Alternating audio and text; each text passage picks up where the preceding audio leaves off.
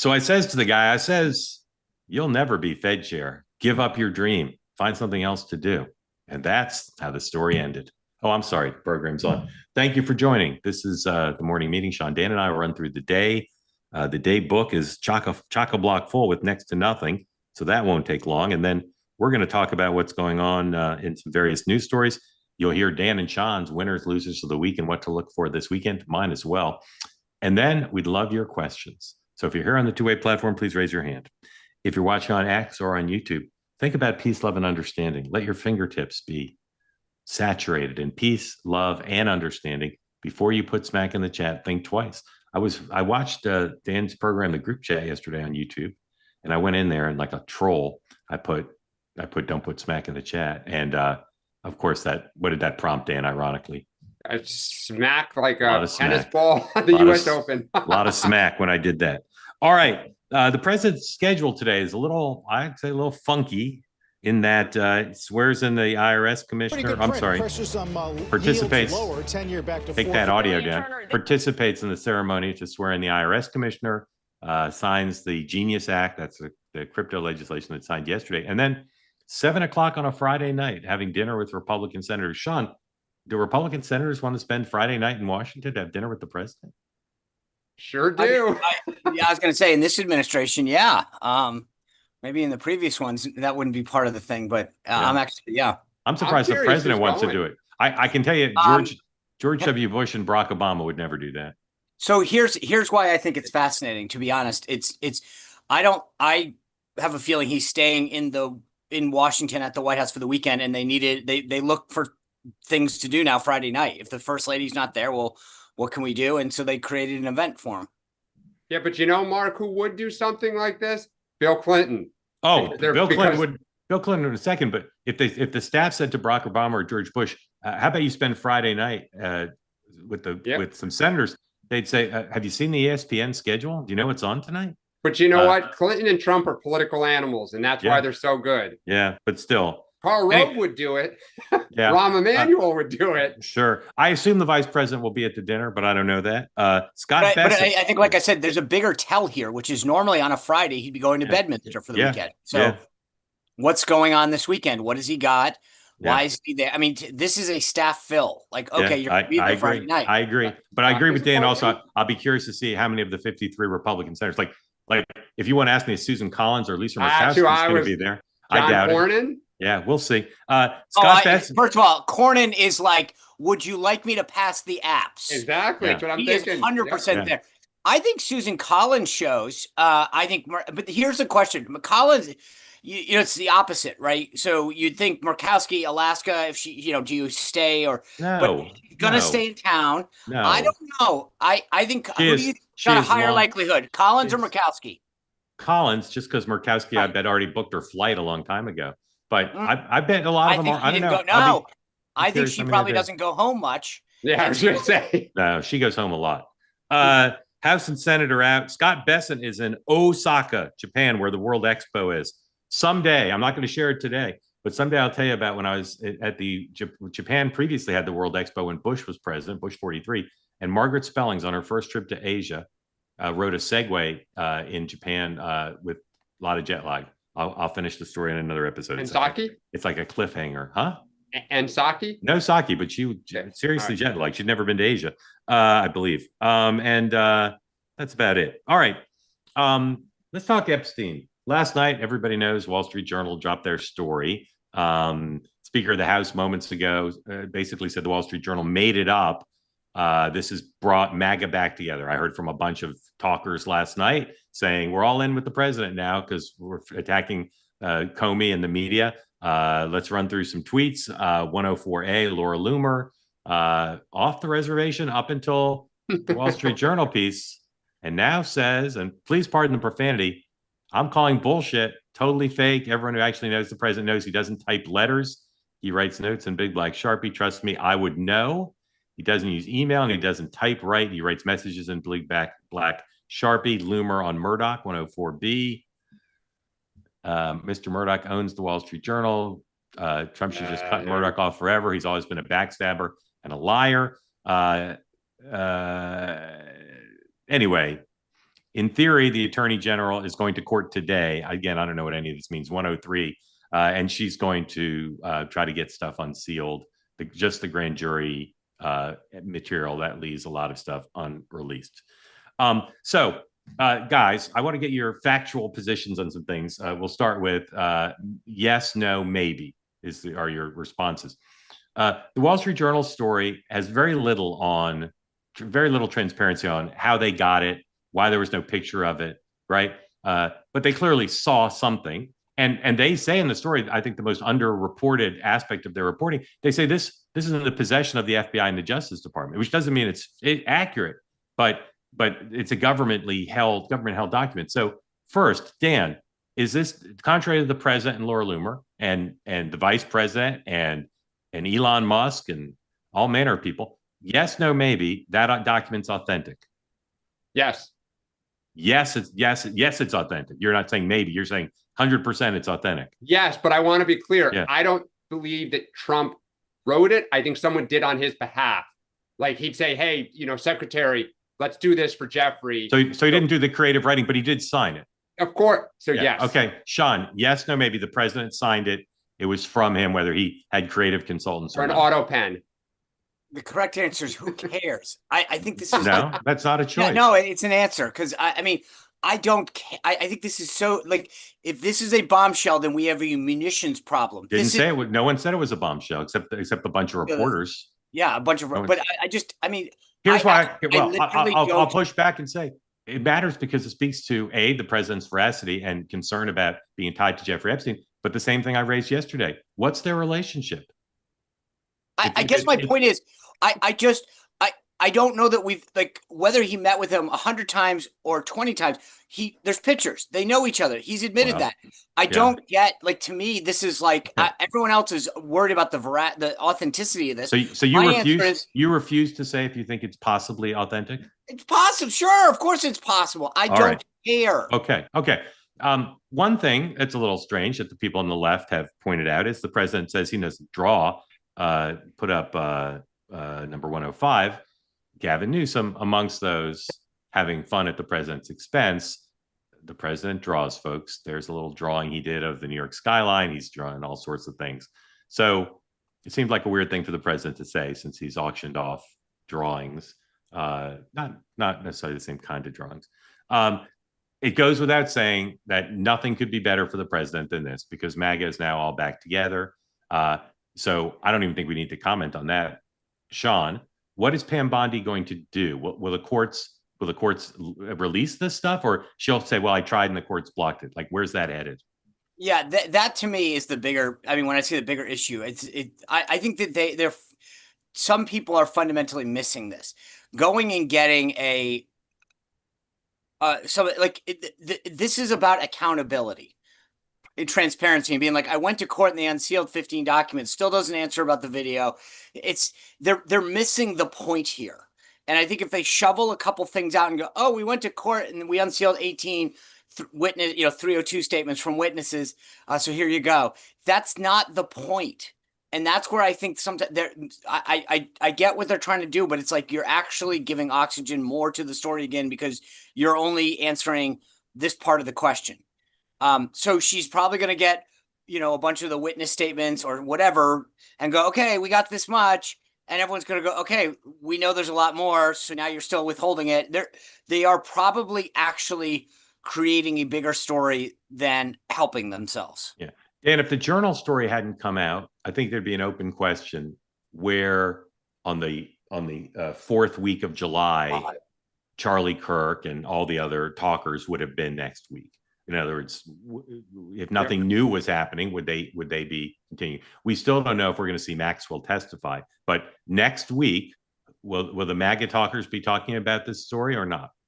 I don't know because I totally agree with Sean, and I was just about to say this. The problem is they've now cracked the door open to saying, Pam, you should release whatever it is, pertinent information. Well, who defines pertinent? And here's the thing. The person who put the binder together, or it was put together for, is alive in a jail cell, dying to tell her story. So have what's her name? Not Giselle, but I'm blanking right now. Yeah, Maxwell. She could tell you who she got that from. I bet she has pretty good records of stuff. Like, so I mean, the problem is once they put out a little bit, you're gonna say put it all out. And so I think that was the under the radar thing. They made it worse last night. Trump did. So here's the interesting thing that I want to explain two quick things. This president has a degree of accountability and transparency in terms of he's talked to the press yesterday. I hope we get to this. They were all very forthright and forward leaning on his health issues. The Doge stuff in terms of accountability. There's a through line with Trump about accountability, holding government agencies, going after COVID. I mean, like, and to suddenly go, okay, well, on this one issue, we're going to give you a breadcrumb. It doesn't fit the pattern, and that's the overarching problem. Is that if your ethos is accountability and transparency, and then suddenly it's like, yeah, but on this issue, here's 5 little pieces. That's the red flag it sends, is people don't get it. And to Dan's point, when you put out a binder that says the Epstein files, and then there's really nothing in them, and then by the way, it says more to come at the end, you've created the expectation. You created this. And so to turn around and say, oh, well, and if they do this breadcrumb thing, they will make it bigger, and that's going to be where it will continue to snowball. They need to just cut this off. All right. And think about it, Sean. And they put a video out and say it's everything, and then it turns out that there's a 3 minutes missing. Like, they keep making it worse. All right, there's a few things. There are a few things going on with the media. First of all, I thought the Journal lack of transparency on their reporting. I'm sure that had to do with their sources, but I thought that was extremely irresponsible. They should have said more about their sourcing and about the nature of the thing. It's just not right. It's not in their own interest. It's not in the public interest. The media in general, I thought their coverage of this was abysmal. They don't they don't seem to understand like the significance of it. Wait, I want you to, can you pause? I want you to explain. I want to know what the significance is. In your opinion, what do you think was big about that? Okay, so I'll tell you about showing you one thing. Show 106A, please. So as I said yesterday, and this is the context for me for this story, what is their relationship? Why does it matter?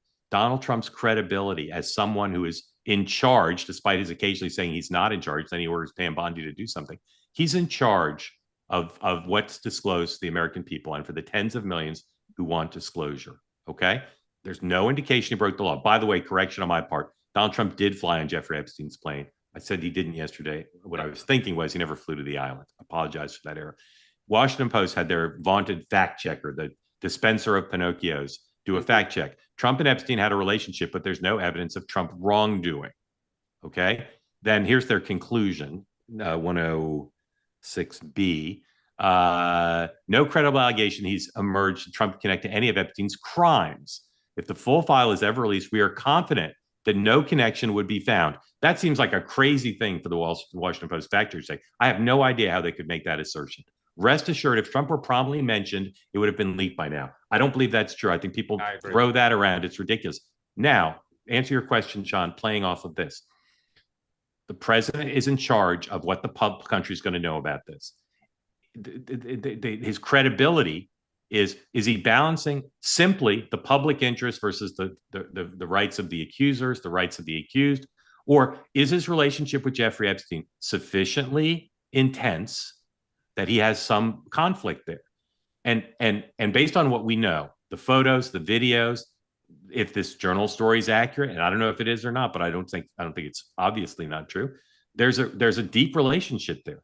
Okay, so these are all the questions I raised yesterday. Just take out that it's about Epstein.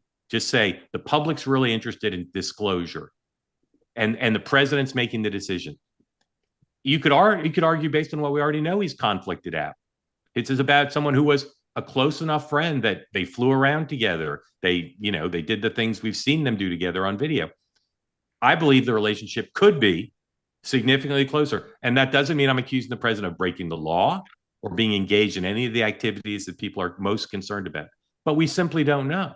And so why this story matters to me is because I think it's probably true. I don't know that it is, but I think it's probably true.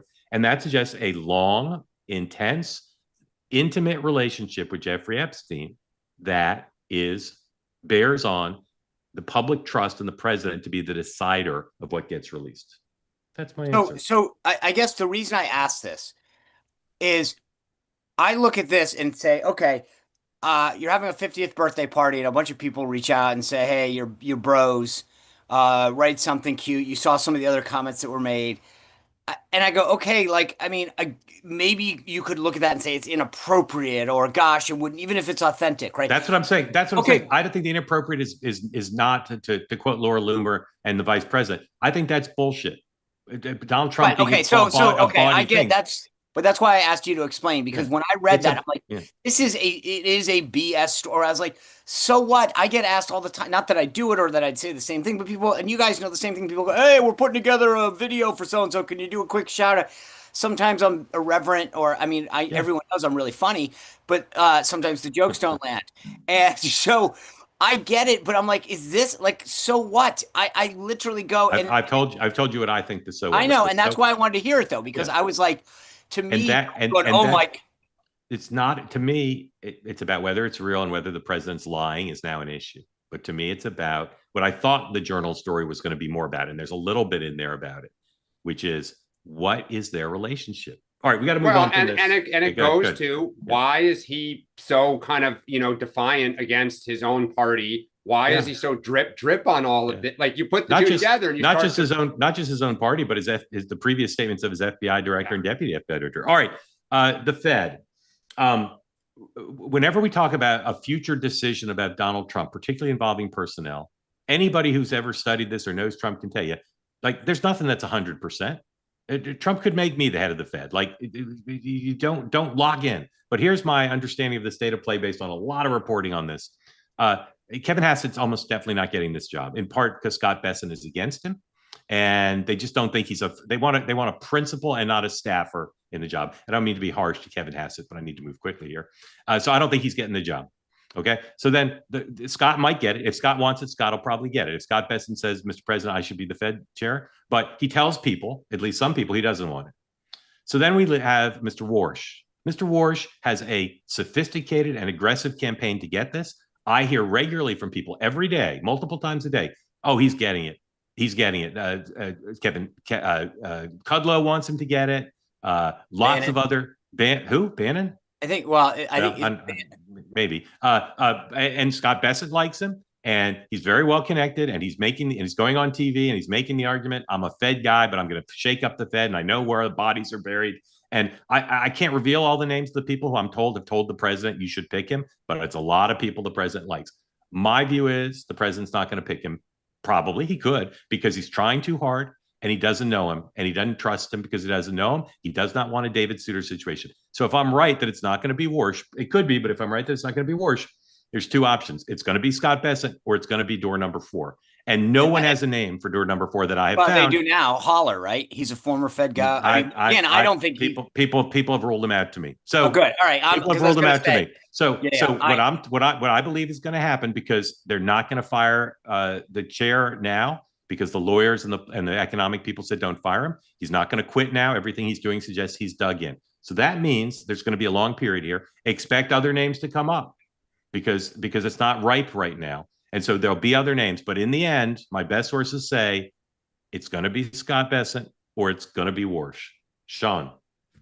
I'm going to maintain my position. It's Scott Bessent, and he'll take it. Okay. Dan. Yep. I agree with Sean. Scott Bessent. Okay. All right. We can be quick on this because we've talked about it all week. I think one of the most undercovered stories now is Trump, Vance, Thune, and Johnson. They're a machine. If you don't need 60 votes in the Senate, if you only need 50 votes, they're a machine. The stuff they've gotten done is just extraordinary, including this week in the last 24 hours. Dan, as an admirer of political proficiency, pretty. Maybe not. Maybe the people at Punch Bowl won't say it's as good as Nancy Pelosi, but pretty good, right? Yeah. Oh, absolutely. They deserve tons of credit. Look, to be honest, I think so does Pelosi, Schumer, and Biden, because Biden was not a very active leader, and they were able to squeeze stuff through with super small margin.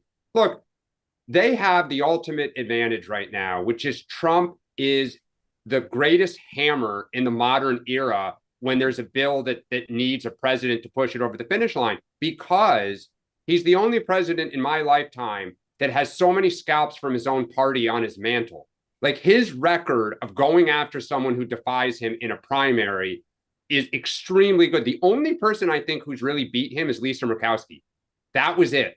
Like everyone else has lost. So when he says to the Freedom Caucus, cut the you-know-what, they salute and say, yes, sir. John Cornyn, as we joke, says, can I bring you tea, sir, in the afternoon? Like, who's going to stand up to him with such small margins and tell him no?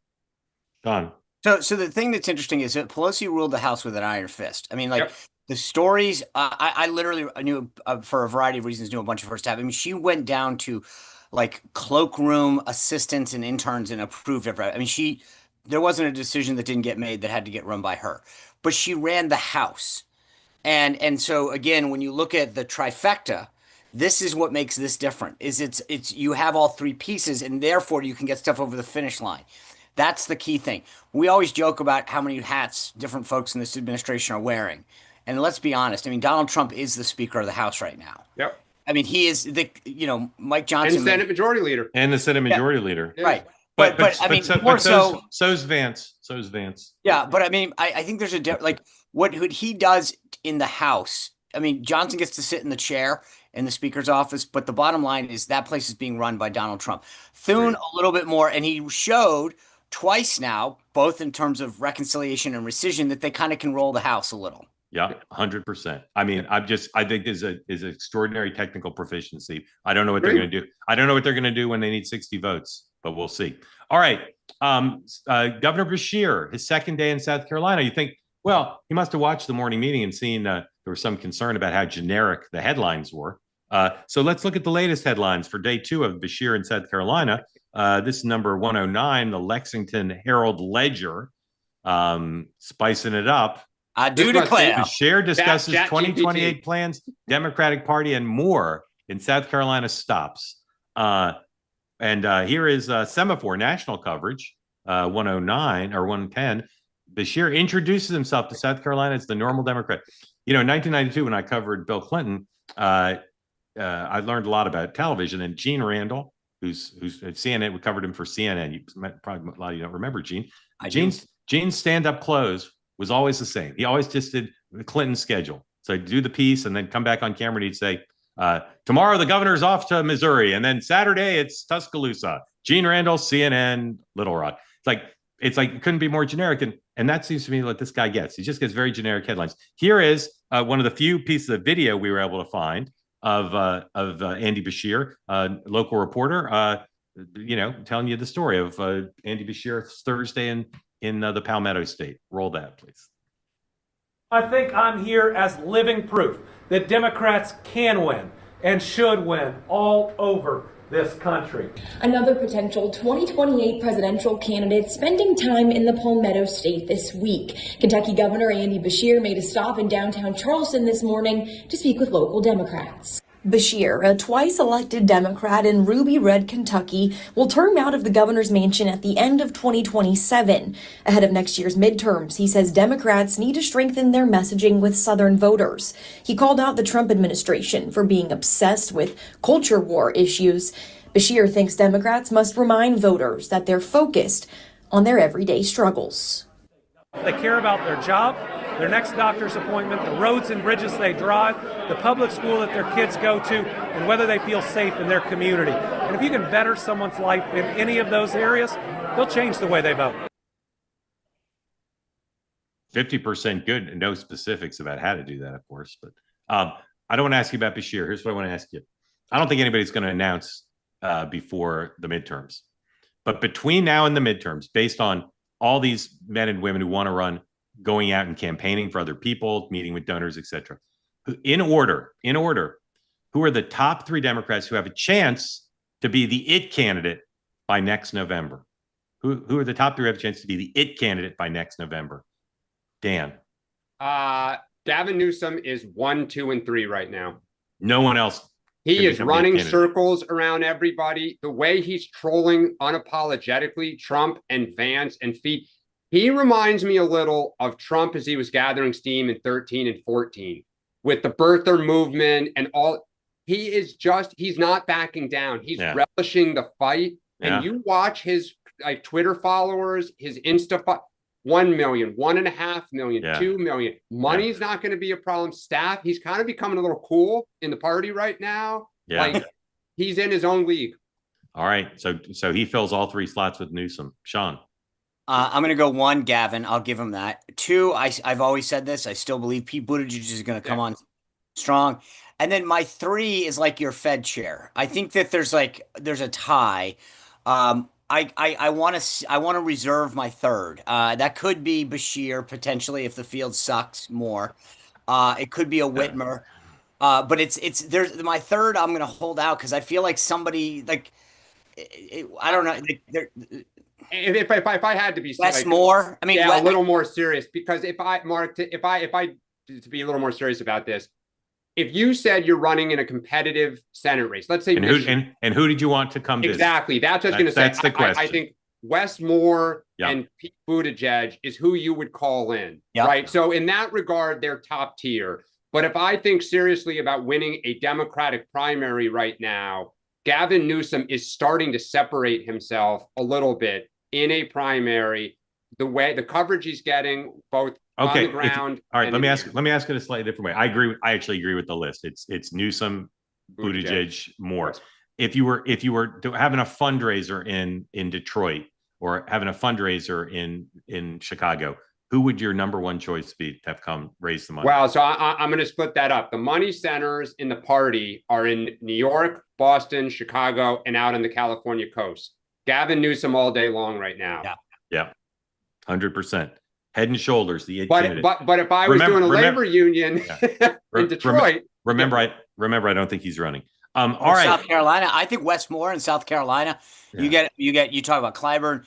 Really, the importance of this, having a serious, formidable black candidate down there. Yeah, I think he'd go over very well. Mark, you still think, with all this positive press and momentum Gavin's building up, that he would walk away? I do. Wow. I do. Okay. All right, Dan, what is the significance of the cancellation of Colbert's CBS show? The late night TV model is broken. It doesn't work anymore. So you think it's an economic story, not a political story? Well, I think it's both. I think the fact that he's been so critical of Trump, the fact that he recently has been so critical of his own parent company for the deal that they cut, and the fact that the model does not work as the other late night, as the owners of the other late night franchises have begun to say, we've got to lower these stars' contracts. We can't afford them anymore. So I think it was the perfect storm to just end it. See, this is where I disagree a little bit, because Shane Gillis showed us the other night that comedy is still absolutely okay. But the point is, this isn't just some random show on CBS. I mean, I spent my most nights in college watching Letterman, and then continuing.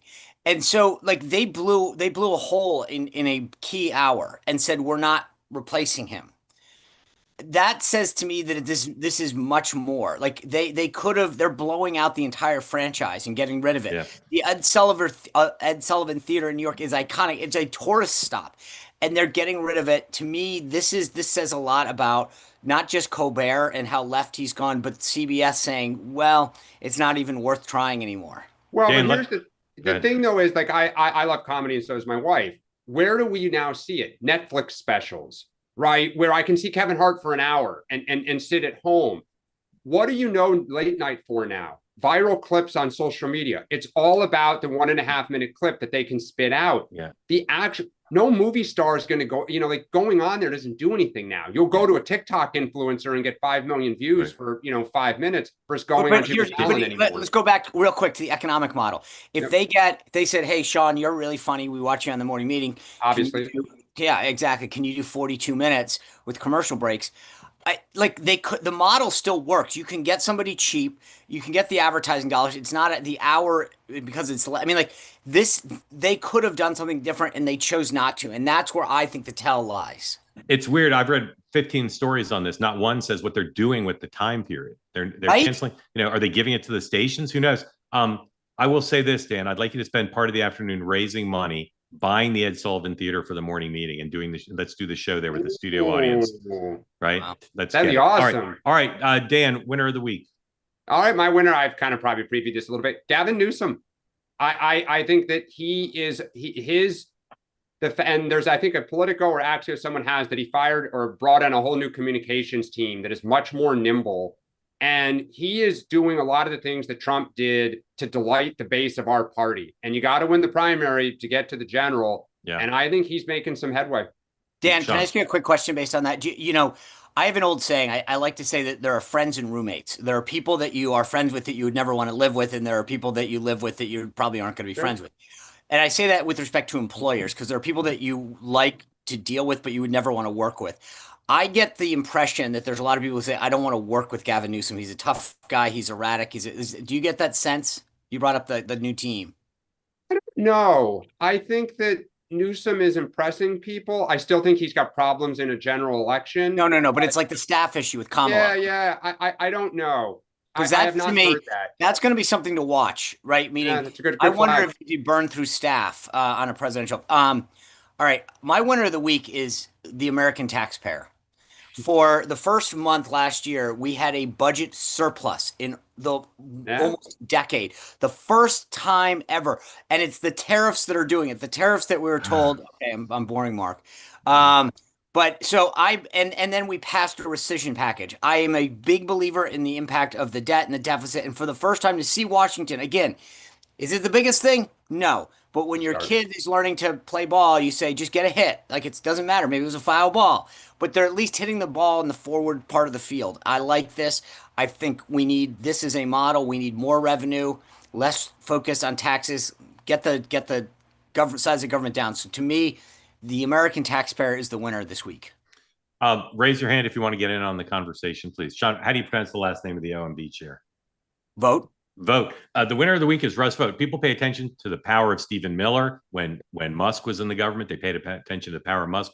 Russell Vogt is so powerful, and his vision about the Fed and about spending and about Doge, this guy is making history and had an incredible week getting this rescission package through, taking the spending prerogative away from an ostensible co-equal branch. He is the architect of this and incredible success. And by the way, he said we're going to do another one, which pissed off John Thune to no end. Yes. I'll also just flag he did help write Project 2025 that everyone said was not it, and they're going through it page by page. Dan loser. My loser a little bit here is one Donald J. Trump. He couldn't shake the Epstein thing. I still don't think he has. And I think under the radar, and this was talked about a little bit on the group chat yesterday, the looming showdown on immigration that is boiling up within the party. I noticed Carolyn Levitt yesterday dodged the, I forget the bill that has been introduced in the House that 10 Republicans have already signed on to. Doesn't give a pathway to citizenship, but it allows a lot of these people to stay here and continue to work. She punted on it.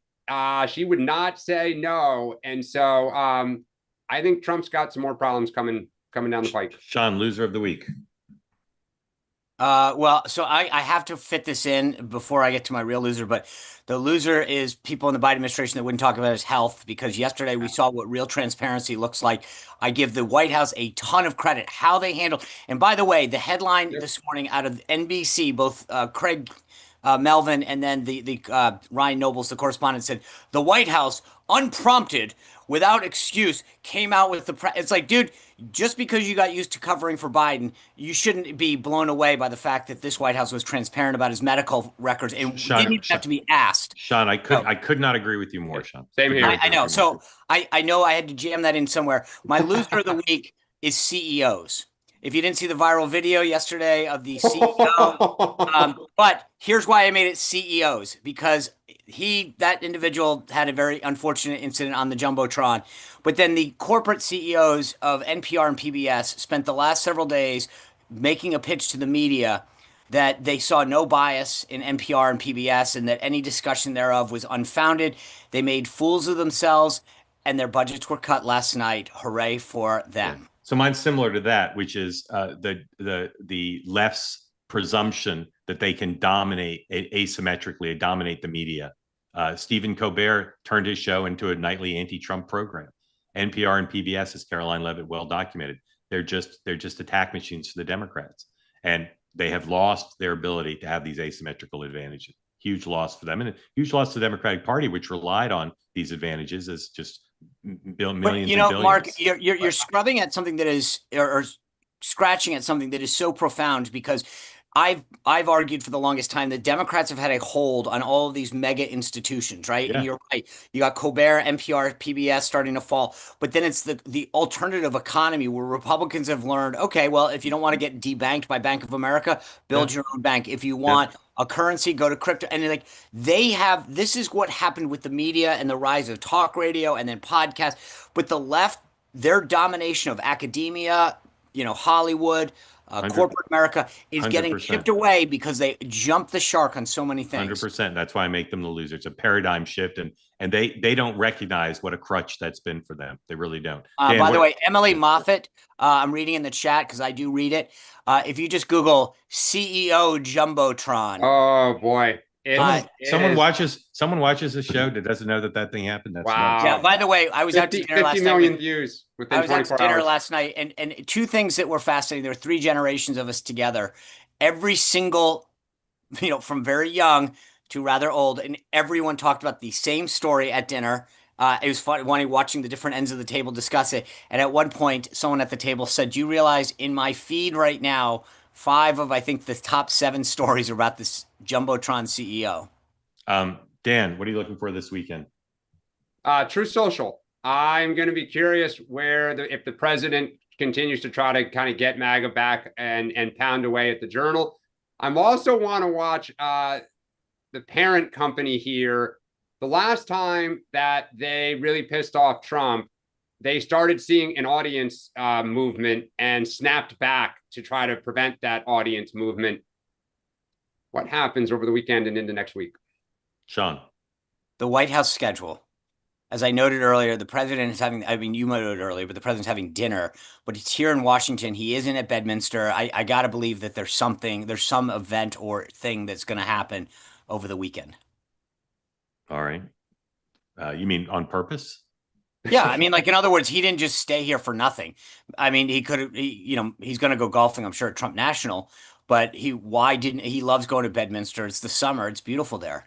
The weather report does show 45% chance of rain on Saturday and 60% on Sunday. But, I still think he'd rather be there than at the White House. John, you think there's a chance he goes to Walter Reed for a checkup? No, I think he's standing. No, because you don't having need it all in the house. Yeah, 90% of it's there.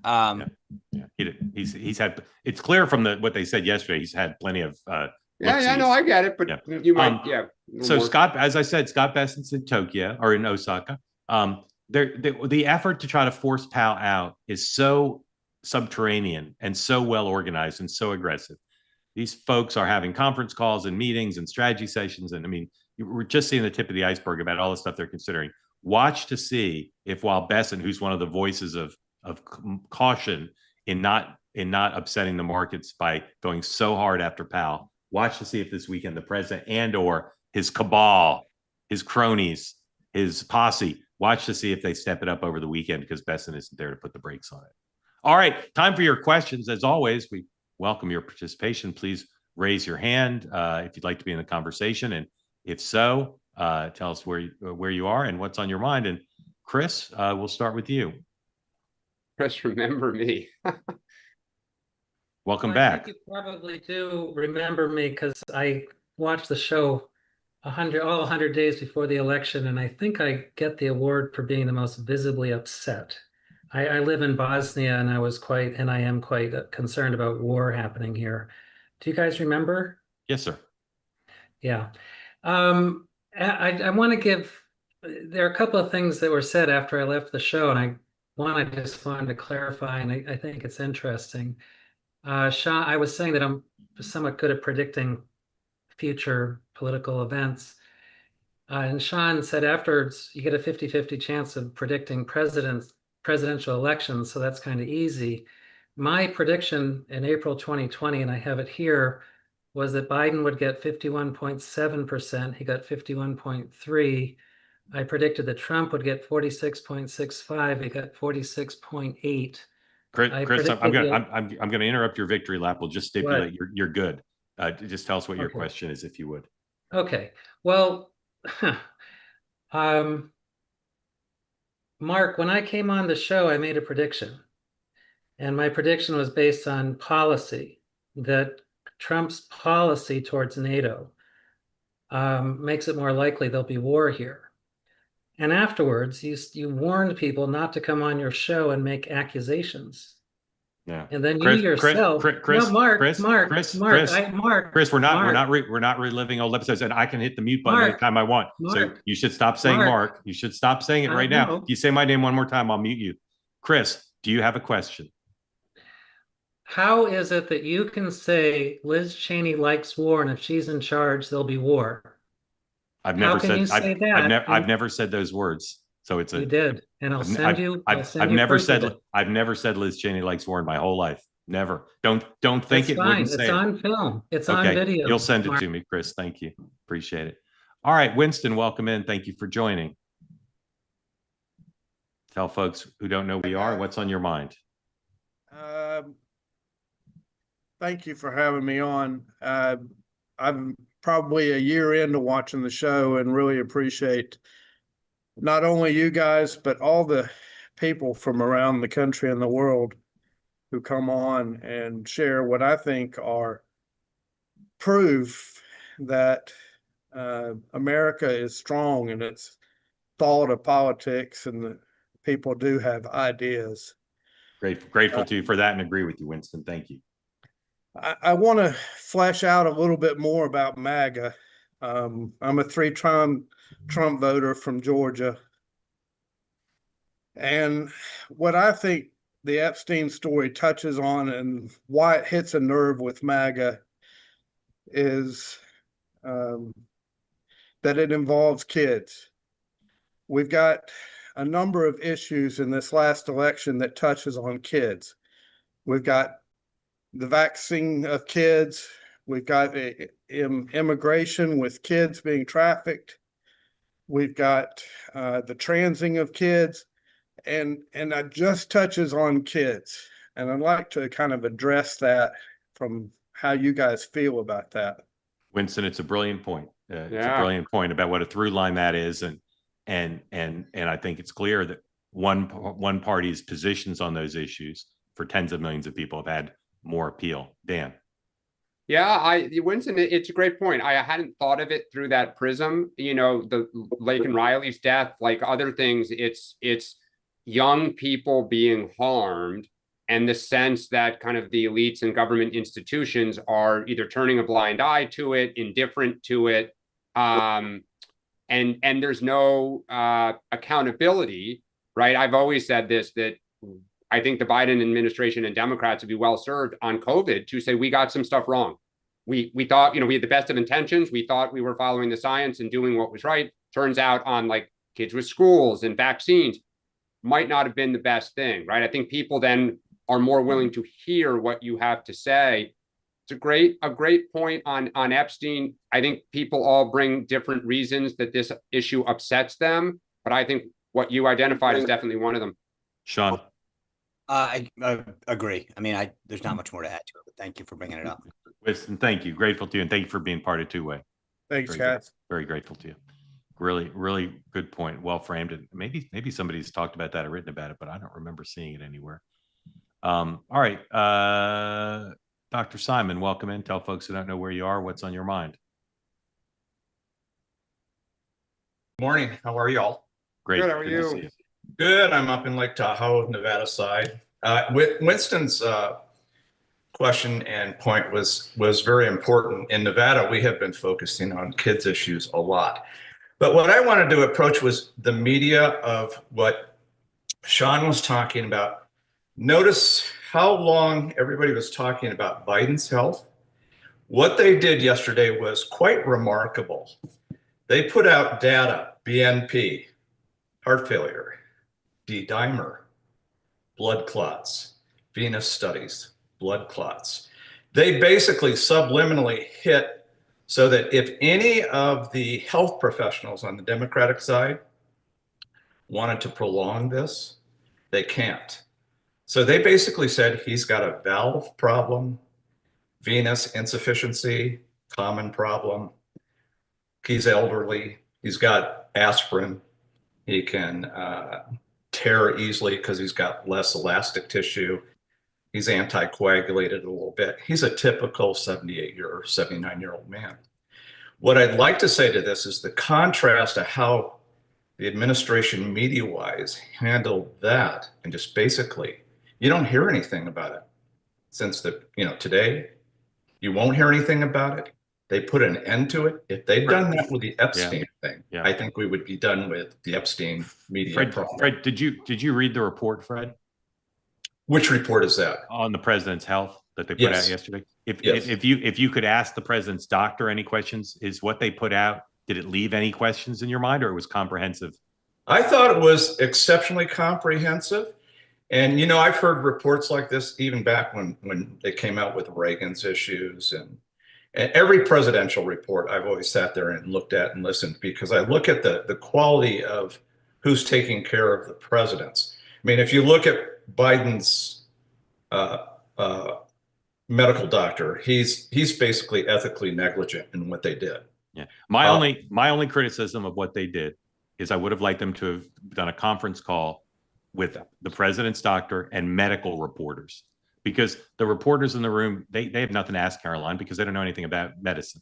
So that if you want to be fully transparent, you make the doctor available and you let him talk to medical correspondents. But that's a very high standard that obviously the Biden White House didn't reach. But I talked to two other doctors who echoed what you said. That was comprehensive. Yeah. And that's I agree with you, Mark. I agree with you, but I guess the answer's in the pudding. It just died. I don't think anything. It died in part because the medical reporters probably were not activated and probably didn't even see it, and it's summer. So it died in part because the political reporters were like, no mas, like, what can we say about this? Because they recognized how extraordinary it was. All I'm saying is, if your goal is real transparency and your goal is to serve the public interest, that people can have confidence in the president's health, they missed one step. And I'll also add, I think part of the reason, Fred, that it's not being talked about today is they might have known another story was coming and they were going to try to get something else in the head. Like, what came out of that press conference was that story, his health, and less, let's say, the Jeffrey Epstein stuff until 6 o'clock at night. Then it pivoted back. Fred, I totally agree with you. The one political piece that I will say that now becomes new is Trump has gone out of his way to always project strength, that he's not old, he's not slowing down. And this starts to pierce that a little bit, because as you say, this is common stuff with someone that's nearing 80 years old, right? He appears to be wearing compression socks, right? Which is, again, something to help with blood flow down into the feet, right? That's a common something that you would do if you're suffering from this, right? Joe Biden started to wear sneakers because he was starting to have trouble with this gait, right? He was mocked endlessly for it. Now, other stuff came down the pike, but for the first time, there was some acknowledgement that the president is beginning to age. Look, I actually come at this very differently. Look, I think you should take my healthcare advice like my economic advice, and that is to say very little. But when I can understand the medical reporting that they're giving, then I think you're doing a good job. And yesterday's I thought was extremely comprehensive. It was forward leaning.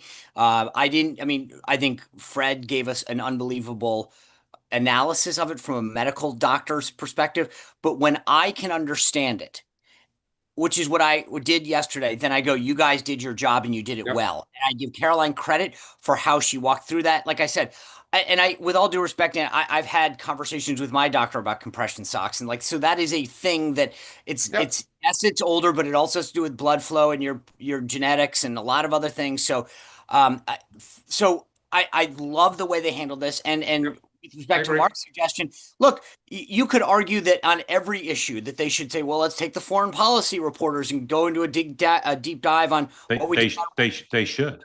No, right. But here's my point. That's the reporter's job. So in other words, making the doctor available is not the reporter's job. Doctor so-and-so or the medical reporter from ABC, you call and say, hey, can I follow up with you? Well, I hope they would. But as you know, they're not going to necessarily take those calls. Right. They should bring look, what I would do is I'd call the bureau chiefs and say, send your medical correspondent, not your political correspondent. Fine, today. but I'll flip because, it. Because you they want have no capacity to ask the question, Sean. They don't know anything about it. No, I understand what you want because of your profession. My job, I want it for the public. I don't want it for my profession. No. I want it for the public. Get it, but it's a tactic. My point is, every reporter has a right to ask a question. Now, if the follow up, by the way, because play this out. Caroline gave out on the information. Sanjay Gupta from CNN called and says, hey, with respect to the D-dimer test, can I get a follow-up on that? And they say, absolutely not. We're not going to give it to you. We're not going to provide it for you. Then it's incumbent upon CNN to say, hey, we followed up with our medical unit. They refuse to provide additional details. It is, but that doesn't serve the public. What serves the public, if they're truly interested in transparency, to serve the public interest, to say, our elderly president has 2 issues that have aroused concern on the internet and social media. We're going to be transparent and tell you. I'm giving them a ton of credit, as you did earlier. What I'm saying is, if you really want to serve the public interest, don't make Sanjay Gupta call up. Say, right after Caroline briefs, there's going to be a Zoom. No, not at some point, Sean. It's meaningless. This report seemed good to you as a layperson. It seemed good to Dr. Simon. Fred as a doctor. I said it seemed great to both of you. But if you're really interested in transparency, let doctors and medical correspondents ask questions of a doctor, because they would have questions. There may not be suspicion based on what you put out because it seems so comprehensive, but they could have questions. I could make up questions, and I'm not a doctor. What's the future course? What are your concerns, doctor? You think it's fine now. What are you monitoring? What tests? That's it. Are you monitoring for stroke? Yeah. Most political reporters, which White House reporters aren't going to think to ask that. And it's insane, as great a job as Caroline did, it's insane that our 80-year-old president's health is being explained by someone who's not a doctor. We have someone very well qualified to give the public information on the president's health. It's the president's doctor. And that person should be made available, and they should be made available in the context where experts can ask questions in the public interest. It's not about the media. It's not about celebrating the media correspondents, the medical correspondents. It's about the reality that the Biden people set a standard that was pathetic and dangerous. Not even pathetic. After the fact, the guy still takes the 5th. Correct. So, agreed, Sean. It's terrible. It's terrible. But I mean, look, he's almost 80. I think he's overweight, but let's just say one of the causes sometimes of circulation issues is if you are overweight, right? He's almost 80 and he's overweight. Those are red flags just on the surface, right? So it's not illegitimate. Can this is off topic, but since I went down the doctor rabbit hole, we yesterday, Anthony Burnell, the work husband of Joe Biden, took the 5th. I think this is interesting to see whether or not, now we've got 2 Biden folks taking the 5th. Once we get to a 3rd and a 4th, it's not a pattern. It's a cover up officially. No, it's already a cover up. We don't. I know, but legally it's like a recession. You need 3/4 of cover up. But why are you taking the 5th on being asked if the president is fit for duty? I mean, Anthony Burnell could have just said, "I'm not qualified to answer that question." Right. Well, you read the New York Times front page story about this, right? So this you talk about another cover up. Yeah, I agree. The New York Times back page never story on this either. Exactly, Doctor. Thank you. Grateful to you. Appreciate it. Have a great day. Great day. Great weekend. Adam, welcome in. Tell folks who don't know where you are what's on your mind for Sean and Dan and the president's doctor. Hey, good to see you 3. Appreciate the show as always. 2 questions related to the Fed. I saw Waller met with my Congressman Muser yesterday in his office, and they were talking about, of course, like rates and that kind of stuff. But I found it interesting that I've seen Waller's name previously mentioned as maybe kind of that 4th door, Mark, that you referenced person, and like Wall Street Journal, that kind of stuff. And I guess my question with that one is, is it possible, likely, that we see maybe some of these types of people start to maybe I don't think make so. any kind of campaign to become that like 4th door person? Based on my reporting, no. No? Okay. I mean, is Waller still a name floating out there? Based on my reporting, it's floating out there misleadingly. Okay, gotcha. Now that doesn't mean the president won't pick him. Sure, but I don't believe he's legit in play for my reporting. No, I completely understand what you're saying, Mark. Absolutely. So with the Fed and Powell, my second question, one of the things that is just super ironic to me with Powell and Trump, and Trump using him as the whipping pole. I think people forget that Trump, the reason he's there is because of Trump, and Trump's first term. And I struggle to understand, why that's not talked about in I mean, is it just me? Like, is it? It's talked about by it's talked about nominating him. talked about by me and Dan and ChatGPT. Well, But the president, pretends it didn't happen, but it is talked about. But okay. I mean, how many chief of staffs? Rex Tillerson. Yeah, he picks people and then he trashes them like he had nothing to do with it. I mean, it's just. Well, and I mean, look, I mean, he's only 6 months into his second term, all right, and so let's see if that trend changes. But I mean, that was talked about.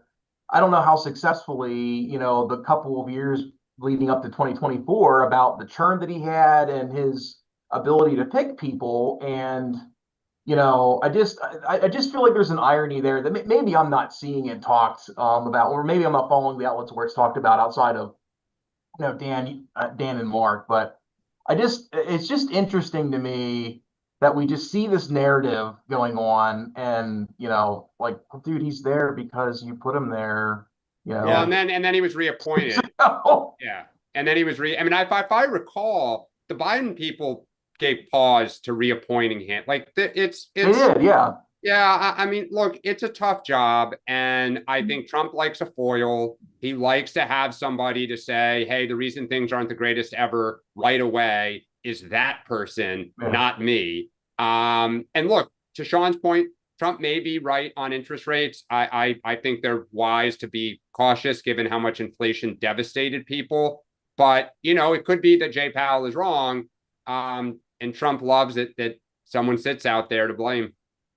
Yeah, and I mean, maybe it's good politics, and I agree with you, Dan. But I mean, so I guess we'll see. It's an irony that it's still not lost on me, and I think it is lost on a lot of people, unfortunately. So Adam, just real quickly, I think having been there, and whether it's Chris Wray or Jerome Powell, or part of this was he trusted.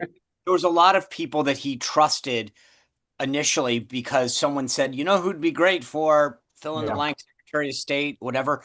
And he was like, they're great. And this is it. And Trump never been in government before, had never been a politician. And so he trusted a lot of people that they were coming in for the right reasons. The people recommending them had his best interest at heart. And that clearly wasn't the case. Yeah. Adam, thank you. Grateful to you. Vice versa. All right. Sean, what do you have on tonight? Mark Mitchell from Rasmussen Reports is going to join us with the latest polling. And I'll tell you, I went through a lot of their stuff. It's amazing how they have a big issue with how a lot of other pollsters do business. So I'm excited because the thing that I think is the fascinating part as a Trump guy, you look at the wins, Maha, rescissions, trade, the border. Why isn't what is causing his approval rating not to tick up much higher than where it is? And I think that's what I want to get at tonight. Why is he not higher based on the amount of wins that he's getting? And so we're going to dig in deep to that. All right. Sounds good. Two ways left today. 4 o'clock, 2 o'clock. It says on my sheet 2 o'clock. Is it 2 o'clock? That's 4 o'clock on here. Yeah. I'm going to go with 4 o'clock because that's the normal time. Ethan Strauss, his guest, Tom Haberstroh of Yahoo Sports. Today, 4 o'clock Eastern time, please join them. They'll be having a conversation about all things sports and life and society. Please, if you haven't sampled Ethan's show, do it today. And I'll be back at 6 p.m. Eastern time, last show of the week, barring breaking news. Longtime Republican economist, political operative, et cetera, et cetera, et cetera. Stephen Moore will be my guest. And Steve and I are going to have a big faux fight about who's going to get on the Fed. Amongst other things. I know where Stephen comes down on this one. I do too. So join us at 6 o'clock, and then the three of us will be back Monday morning, 9 a.m. Eastern time. We're going to play the very famous video clip of me saying that Liz Cheney loves war. So join us for that, and a full week of programming. Dan, you got TV tonight? Yes, I'll be on with Laura Ingraham this evening, and then All right. taking my wife on a date night. Awesome. Very nice. Right. Sean, All what- politics is local, Sean. It's Sean, all can you local. tell us why you're doing the show from a bedroom, Sean? Yeah, because we have house guests, and the kitchen could be a little bit more hectic. So yeah, there's a little bit more activity. All right. Well, we like your various shots. It keeps us on our toes. Well, Thank you all. Thank you all for watching. Thank you for being part of the two-way community. I'll see you at 6, and we'll all see you Monday morning. Have a great weekend.